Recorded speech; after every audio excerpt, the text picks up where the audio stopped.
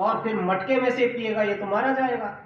महात्मा जी ने आकर के क्या किया, सबसे पहले तो आकर के वो जो जड़ी यानी कि जो भांग रखी हुई थी उसको हटाया, हटा करके उसकी तरफ जड़ी को रख दिया गया।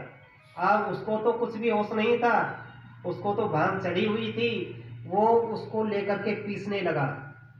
अब भांग नहीं पीसी जा रही थी, अब तो जड़ी पीसी जा रही थी, और पीस करके उसको घोट करके पी भी रहा था। जब उसको पिया तो उसका नशा एकदम उतर गया, यानी कि भांग का नशा खत्म और जड़ी पी जा रही थी। वो जो मटका था उसको महात्मा जी ने मारी ठोकर तो उसको फोड़ दिया।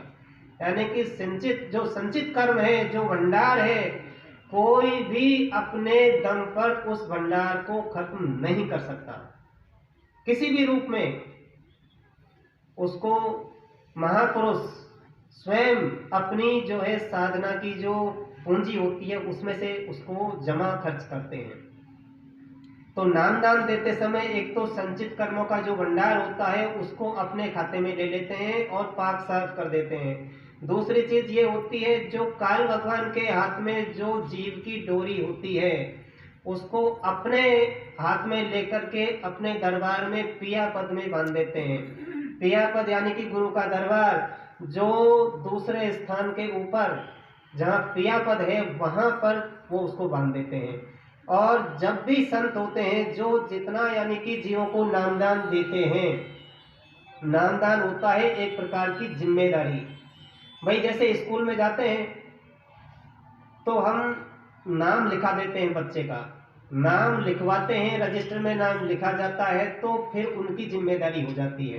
हॉस्पिटल में जाते हैं तो उसका रजिस्ट्रेशन करवाया जाता है, फिर वहाँ के जो डॉक्टर्स हैं, जो डॉक्टर देखते हैं, उनकी जिम्मेदारी बन जाती है, उसको संभालते हैं, जाते हैं तब उनको डिस्चार्ज किया जाता है, तब तक की जिम्मेदारी उनकी होती है। ठीक इसी प्रकार से संतों के दरबार में कोई भी काम बिना लिखा पढ़ी के नहीं होता है, और वो रजिस्टर जो जिसमें एंट्री की जाती है यहाँ नहीं होता है, वो उसी दरबार में होता है जिसको पियापद कहते हैं, और वो गुरु का दरबार होता है। आपको यदि ध्यान हो तो गुरु महाराज ने अपने अंतिम सत्संग में होली के समय मथुरा में फरमाया था, देख लो इनको, ये उमाकांत जी खड़ा करके, और फिर कहा था कि इनका दफ्तर 24 घंटे खुला रहता है। ये दफ्तर यानी कि वहां का वो दफ्तर जिसको गुरु दरबार कहा जाता है वो 24 घंटे खुला रहता है, और इनको जो भी दोगे वो हमको मिलेगा, यानी कि इनको जो भी सेवा दोगे वो हमको मिलेगी और वो आपके खाते में जमा कर दी जाएगी। तो ये चीजें जो है ना, ये ऐसा नहीं है, नामदान ये किसी के बस की बात नहीं है। नामदान की पावर होती है और नामदान एक प्रकार की जिम्मेदारी होती है। वो महापुरुष जो ताकत रखता है, जिसको पावर है, जिसको अधिकार है, वो नामदान दे सकता है। तो नामदान जब तक यानी कि एक भी जीव, उनका अपनाया हुआ एक भी जीव जब तक अपने वास्तविक धाम में सत्यलोक में नहीं पहुंच जाता तब तक बराबर वो संभाल करते रहते हैं, आते रहते हैं। और वहां जो ऑफिस है जिसको गुरु दरबार कहा जाता है, वहां पर आकर के देख करके संभाल करके देख करके चप जाते हैं, तो उनका बराबर आना जाना वहां तक रहता है। वहां तक की संभाल, लौकिक संभाल, और ये इसकी जिम्मेदारी महाराज जी को देकर के गए हैं कि जो पुराने हैं उनकी संभाल आप करोगे। तो संभाल में कोई 1% भी कमी उन्होंने छोड़ी नहीं है। लोगों ने क्या क्या जो है ढोंग रच रख रहे हैं, लेकिन उनसे भी कहते हैं कि आप जो है आ जाइए। उनकी भी संभाल करने का जिम्मा, सबकी संभाल करने का, लेकिन लोग बताएं इधर की इधर चलना है और हम उधर भगेंगे, तो बताओ क्या किया जाएगा। डॉक्टर के पास में नहीं आएंगे तो डॉक्टर हमको दवा कैसे दे पाएगा, कैसे हमारा ऑपरेशन कर पाएगा, कैसे हमको सही कर पाएगा, चलना तो पड़ेगा। तो ये जो नामदान होता है जिम्मेदारी होती है। एक बार की बात है कि गुरु नानक देव जी महाराज, और उन्होंने जब अपने लोग को चले गए तो उन्होंने रजिस्टर को चेक किया, वहां पर उनके सारे जीव पहुंच गए, लेकिन एक जीव गलत रास्ते पर चला गया था, वो नहीं पहुंच पाया। वहां देखा रे वो गया कहाँ, किधर चला गया, तो गलत रास्ते पर चला गया, खाने पीने लग गया और भजन ध्यान जो है कुछ नहीं कर पाया, नरकों में पहुंच गया। गुरु महाराज ने देखा तो नरकों में चले गए। नरकों में जैसे ही गए तो पहले जो तपन थी, जो नरक तप रहा था, वो ज्वाला खत्म हो गई, शीतल हवा आने लगी, सुगंधी आने लगी। दुर्गंध हुआ करती थी, सुगंध की हवा उनके शरीर में से जैसे ही पहुंची तो उन्होंने पीछे मुड़ करके देखा तो गुरु महाराज आ गए। बोले मालिक आप आ गए? हाँ। बोले बच्चा, मैं अपने पैर का अंगूठा नर्क में डाल रहा हूं, इसको पकड़ के चले आओ। उसने सारे जीवों को बता दिया कि मैं गुरु महाराज के पैर का अंगूठा पकड़ने जा रहा हूं, तुम एक दूसरे के पैर का अंगूठा पकड़ लो, एक मेरे पैर का अंगूठा पकड़ लो, निकल चलो, मौका अच्छा है। अरे बोले बच्चा ये क्या कर दिया?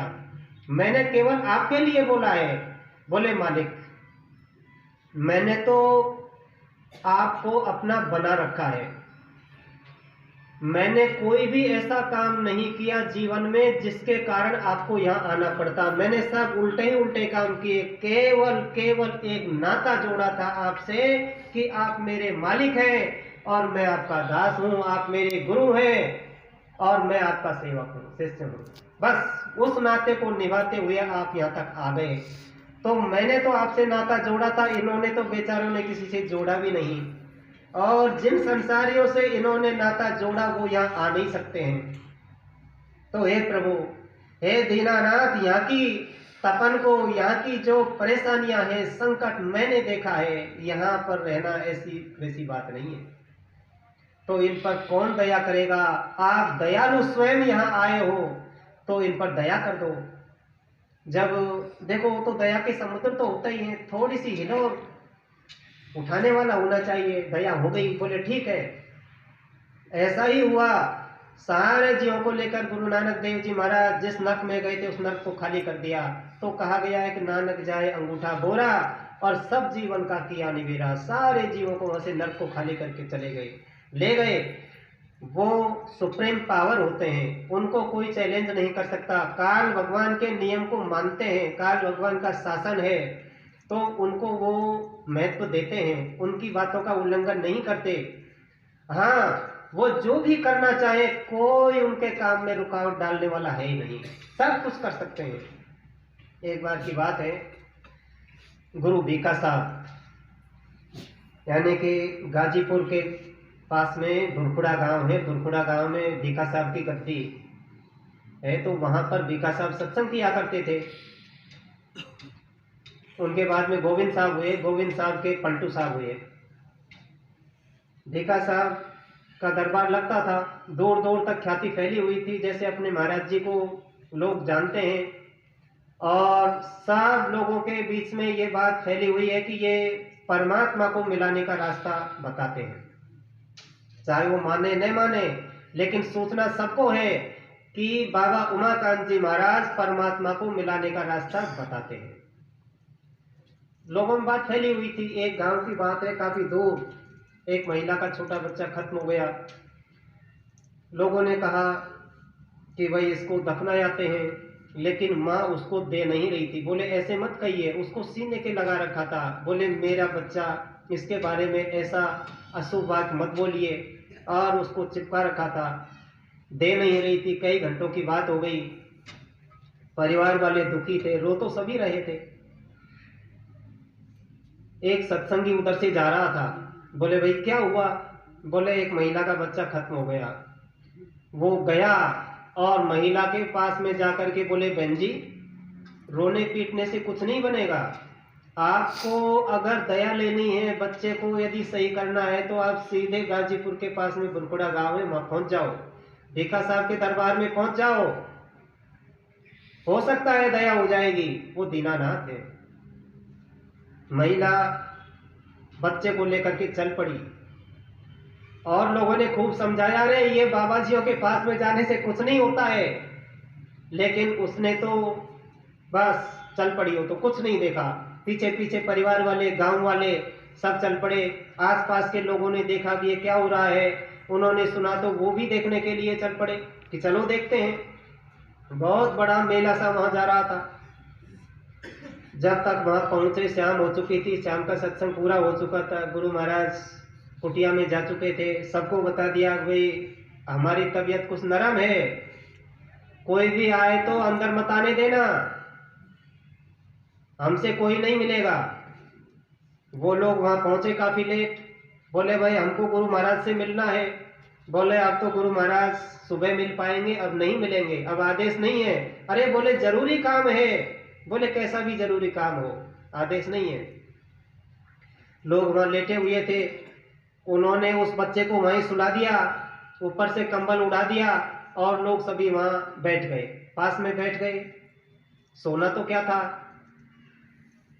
रात गुजर गई, सुबह हुआ, झाड़ू लगाने वाले सेवादार भाई आए, झाड़ू लगा रहे थे। गोविंद साहब छोटे ही थे, वहां आए झाड़ू लगाते लगाते, तो और लोग तो उठ करके इधर उधर हो गए, लेकिन जो बच्चा मरा पड़ा था वो कैसे जाता। गोविंद साहब ने कहा अरे उठो जल्दी, ये कोई सोने का वक्त है। बच्चा नहीं उठा तो खींचा, चादर को खींचा, खींच करके और झाड़ू हाथ में था, मारा झाड़ू की, बोले सोने का समय, खड़ा हो जल्दी। बच्चा उठ करके खड़ा हो गया। खड़ा हो गया तो परिवार वाले उनकी यह स्थिति हो गई, पागल जैसे हो गए कि गुरु महाराज की तो जरूरत ही नहीं पड़ी, चेले ने ही बच्चा जिंदा कर दिया। और कोई हंस रहा था, कोई रो रहा था, खुशी के आंसू जा रहे थे। उठा करके बच्चे को सीने से लगा लिया और वो तो हंसते हुए चल पड़े, चले गए। एक सत्संगी ने जाकर के गुरु महाराज से शिकायत कर दी, बोले गुरु महाराज ये गोविंद साहब ने बच्चे को जिंदा कर दिया। अब वहां शिकायत पहुंची, गोविंद साहब को बुलाया गया, बोले बच्चा तूने ये क्या कर डाला। बोले मालिक हमने कुछ नहीं किया, हम तो झाड़ू लगा रहे थे, वो उठा नहीं था, हमको क्या पता ये मरा हुआ है, ये तो सो रहा है, हमने उसको उठाया, नहीं उठा तो हमने झाड़ू की मारा। बोले बच्चा वो बात तो ठीक है, लेकिन इधर देखो सामने रास्ता जा रहा है, सीधे रास्ते से चले जाओ, रुकना मत। जब शाम हो जाए उस जगह रुक करके अपना वहां आश्रम बना लेना। अब गोविंद साहब रोने लगे, चरणों में गिर पड़े, बोले मालिक हमको किस बात की सजा दी जा रही है, आप हम पे नाराज हो गए, हमको सजा दी जा रही है, हमने तो कोई गलत भी नहीं किया।